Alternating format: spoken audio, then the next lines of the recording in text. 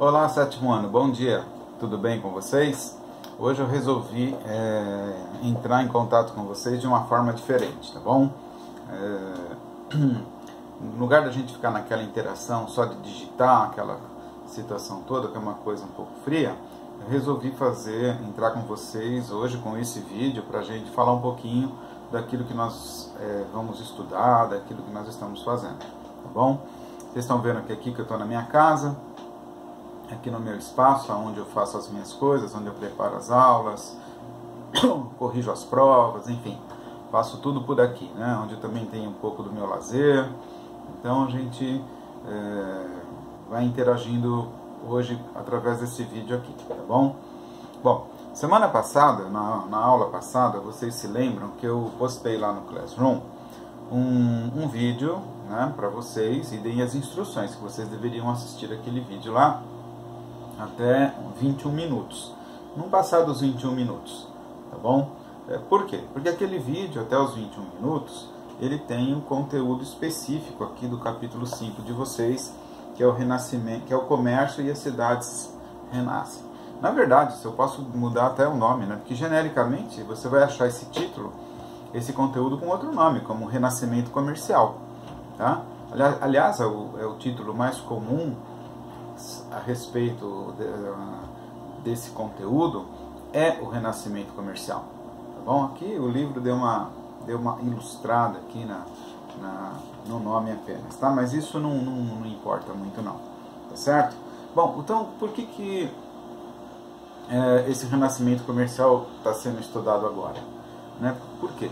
Bom, primeiro, vocês lembram que a gente, na aula passada, nós interagimos aqui no Classroom com as cruzadas, né?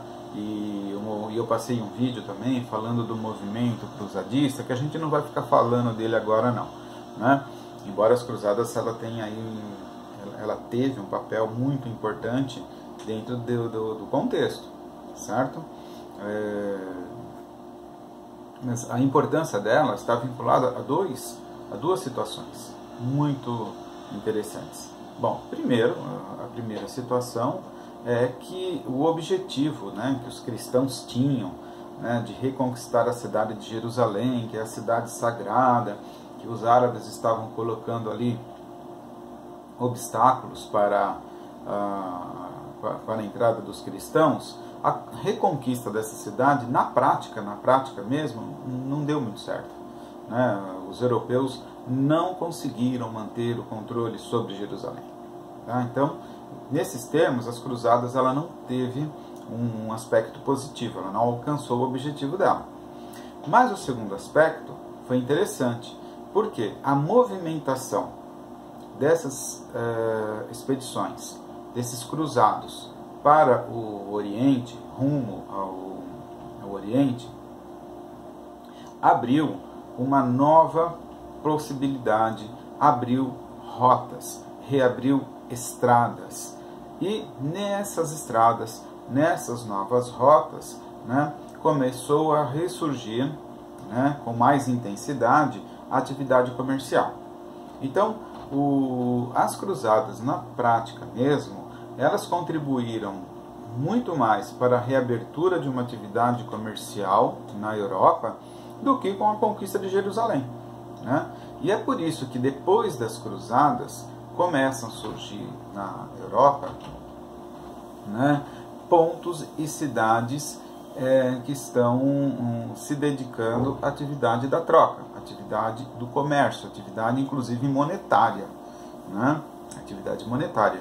Então o que acontece? A partir desse momento, desse renascimento comercial, nós vamos ver aqui na Europa o surgimento de uma nova atividade econômica, de uma nova força de trabalho, né? E consequentemente de uma nova classe social, que vocês devem ter visto no vídeo, que é a classe burguesa, né? A burguesia. Quem é a burguesia? A burguesia, naquele contexto, né, é diferente do que a gente tem hoje, né? A burguesia eram aquelas pessoas que moravam naquelas vilas dentro, né, de um feudo, no entorno, né, de uma construção bem fortificada, né, porque as vilas ficavam dentro dessas fortificações, que eram chamados de burgos. E então, se você não morava no campo, não praticava agricultura e morava lá no burgo fazendo atividade artesanal ou comercial, você era burguês, tá? Então você não era nobre, você não era camponês, tá certo? Você não era um vilão, mas você era o burguês, porque era o cara que trabalhava com atividade vinculada ao comércio e sobrevivia dessa atividade.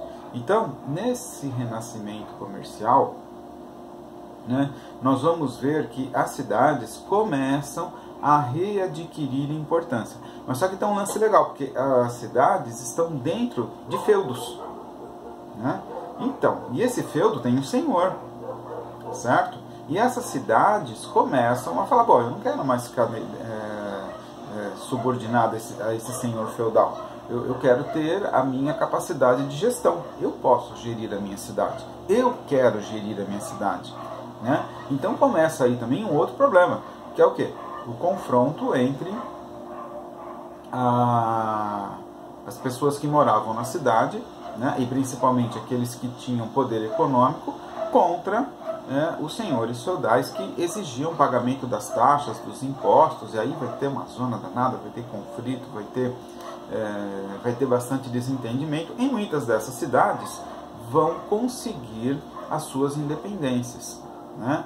Ou seja, elas vão conseguir fazer com que elas deixem de ser administradas pelos senhores feudais, que é aquilo que a gente chama de carta de franquia. O que é a carta de franquia? É como se fosse uma carta de alforria, uma carta de liberdade, né? Então essa cidade então vai ter uma administração autônoma lá, diferente daquela dos senhores feudais na relação com os seus camponeses, tá certo? Não estou dizendo que o feudalismo acabou, não é nada disso, ele ainda continua, né? Só que essas cidades vão ganhando autonomia.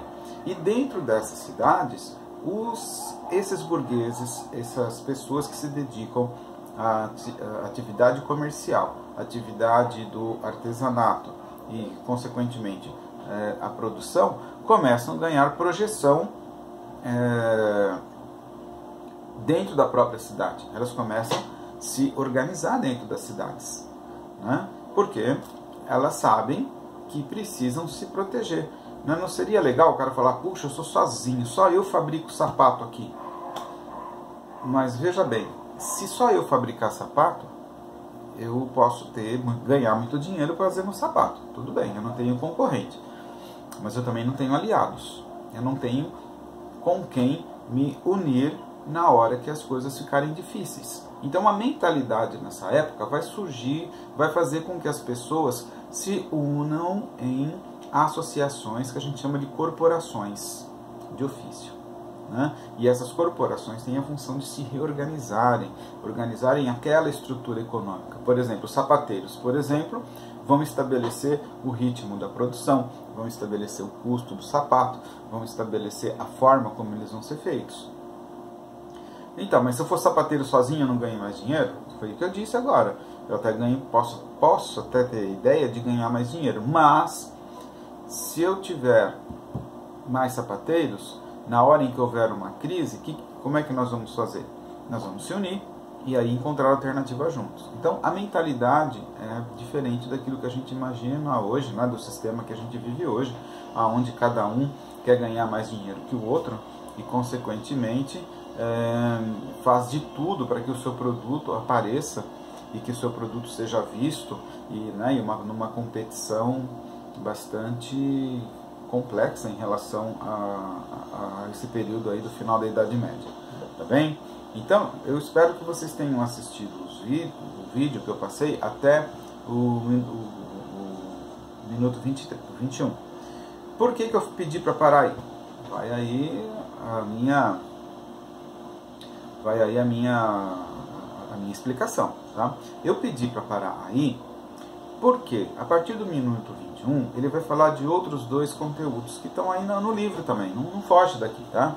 Que é a Guerra dos 100 Anos e também a Peste Negra, que vendo aqui na ordem, que eu gostaria que vocês obedecessem, que é o capítulo 6, que é a peste, a fome e a guerra, a peste negra. A gente está vivendo um momento hoje, né, do Covid-19, né, que a gente está inclusive em isolamento, por conta do quê? De uma pandemia. Então, a peste negra na Europa foi uma pandemia também.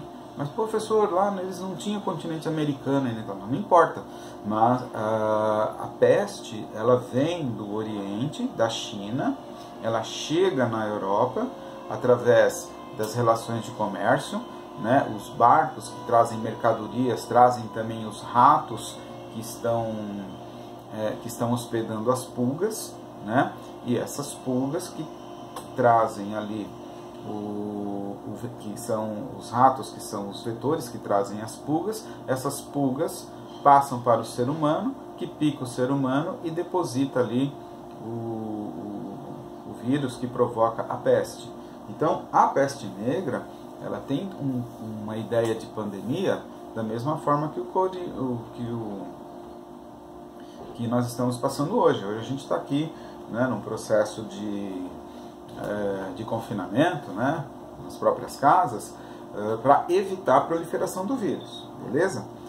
A gente não vive numa sociedade extremamente urbana, né, onde existe muito contato social, as aglomerações sociais, seja no mercado ou em eventos públicos, shows, na escola, né? Na Europa do século XIV é a mesma coisa. As cidades também estão cheias de gente, né? Lembra, a gente acabou de falar que as cidades estão ganhando importância, então elas também estão cheias de gente. E ela também tem aí os seus problemas pela superpopulação. Consequentemente, né, a proliferação da doença foi muito rápida, tá? Foi muito intensa. E também na época, da mesma forma que hoje estão procurando aí uma vacina, enfim, uma medicação adequada para o corona, lá no século XIV também não tinha recursos para combater a peste, né? A medicina também não tinha. E tinha um outro problema, tinha a igreja, né, que também tinha o seu posicionamento contrário ao desenvolvimento científico, né? A igreja dizia que aquilo era uma manifestação de Deus que punia os pecadores, né? Mas não é possível todo mundo ser pecador, porque todo mundo ficou doente, né? Então, morreram na época aproximadamente 50 milhões de pessoas com a peste negra. Não é possível que eu tivesse 50 milhões de pecadores, né? Então, e isso dificultou já o que já era difícil. Então, as pessoas acabavam morrendo, enterrava-se aos montes ali, e o contágio era muito rápido. Eu vou dar uma dica legal para vocês. Eu gostaria que vocês assistissem. Eu assisti, tem no Netflix uma série, são só 8 capítulos, que chama-se A Catedral do Mar, tá? Por que eu estou falando dessa série do Netflix? Porque ela passa exatamente na Europa desse período que nós estamos estudando agora, que é essa transição aí do século XIII para o século XIV, e mostra na série o que? As cidades, né? Esse renascimento comercial, ele aparece, ok? E mostra também a peste na cidade, a peste negra que chegou até a cidade, e também mostra qual é a posição da igreja em relação a essa sociedade europeia aí, né? A cidade a qual ele se refere, né, que mostra na minissérie, é a cidade de Barcelona, que fica hoje na Espanha, né, na região da Catalunha, e mostra o feudo, mostra ali essa relação dos senhores, essa relação do rei com essa sociedade. A gente percebe que aquele rei, ele tem dificuldades com os seus senhores feudais, tá? Então, mas isso é um assunto que depois a gente vai tratar lá na frente, tá certo? Se vocês assistirem essa série, que é rápida, vocês vão aprender muito sobre esse contexto, tá bom?